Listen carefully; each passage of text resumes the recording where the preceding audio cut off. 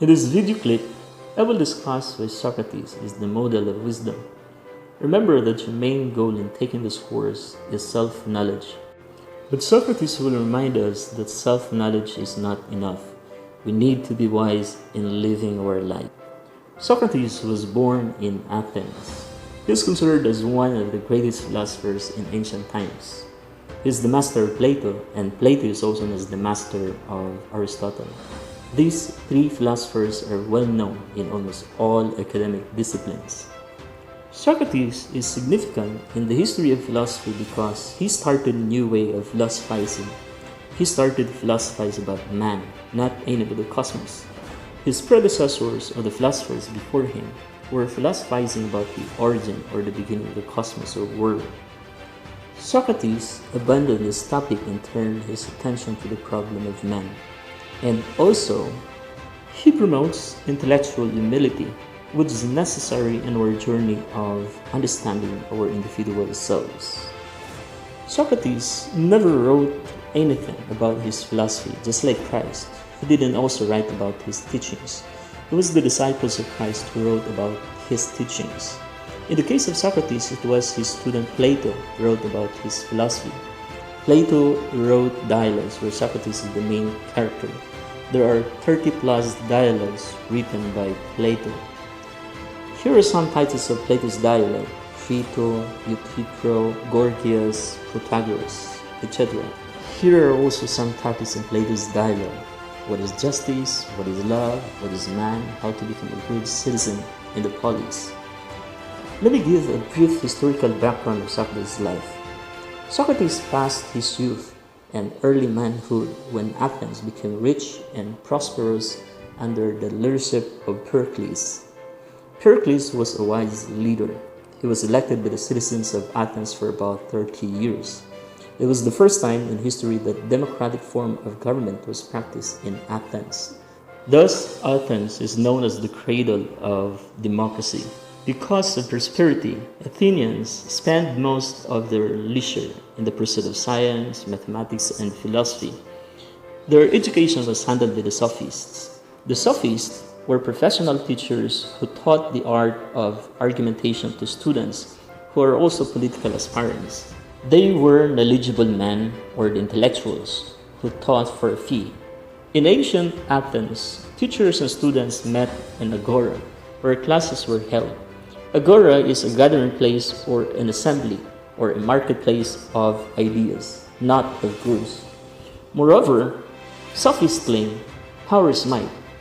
If you win in public debate, then you are mighty and powerful. You have the power to convince people. Man is the measure of all things. To convince people to follow your orders is in your hands. So for the political aspirants, the useful students of sophists, they have what they want from the sophists. The sophist can help them achieve what they aspire for, to become a good statesman or politician someday. Remember that during these times, Athens was democratic. Government officials elected by the people. So young aristocrats who aspired to become politicians underwent training from the sophists. But for Socrates, this is not good for the interests of the people and the society as a whole. One has to know his proper place in the society. You cannot get your social status by might or power. In Tagalog, hindi mo makukuha sa dahas ang iyong kasarinlan. To counter the sophists, Socrates exhorted, know thyself. Unexamined life is not worth living. Socrates compared himself to a godfly. As a godfly, he went around Athens engaging men, young and old, to question their presuppositions about what they know, particularly about who they are.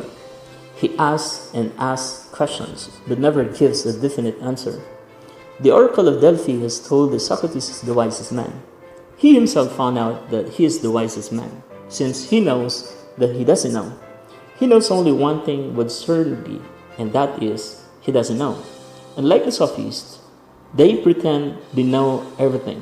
Because he doesn't know, he asks questions from those pretentious and presumptuous sophists. This method is now known as the Socratic Method. This method is not actually a question and answer method, but a question and question method, because Socrates is just asking and asking questions that never gives a definite answer. As a Godfly, he disturbs Athenian men. He became irritating to them. His dialogue is creating more enemies than friends. Many got angry with Socrates because he was irritating like the buzz or noise of a Godfly. So he was put into trial in democratic Athens with the following charges: corrupting the minds of the young, introducing new gods. He was convicted and executed by drinking hemlock. The students wanted him to go into exile, but he stayed in Athens, faced his death. The reason out: you can destroy my body, but you can't destroy my soul. He died because of what he believed is true. He became a martyr because of his philosophy. Socrates believed of the immortality of the soul, but not the same way Christians believe of soul's immortality. Immortality of the soul is not understood as life after death, but immortalized through stories. Now, what are the contributions of Socrates? First, he is able to show that knowledgeable people are pretentious. They pretend that they know. Knowledgeable people corrupt the minds of the young. Secondly, he shows to his fellows that to be wise is to know nothing. I know that I do know. He knows nothing. This is also the only thing he knows. He doesn't know. He always asks questions, because to be wise is to be humble. Third, the pursuit for wisdom is worth dying for. In conclusion, the main objective in taking this course is to attain self-knowledge. Plato defined knowledge as justified true belief. Self-knowledge is a belief about ourselves, what is justified and true. But little knowledge is dangerous, meaning a person who pretends he knows fully himself may become boastful because of self-pride. A person who has a strong sense of self-pride may no longer want to change, may no longer receive positive criticisms from others. As the Buddhist teaching goes, empty glass is better than the full glass. What we know about ourselves may blind us from becoming wise. Lastly, we can't know fully ourselves like holding an apple in the palm. Here are some tips in knowing ourselves. Be wise, like Socrates, who is always curious because he knows he doesn't know. Be open, like Socrates, by asking questions. Be humble, like Socrates, because we can't fully know ourselves like holding ourselves in the palm. Daghang salamat.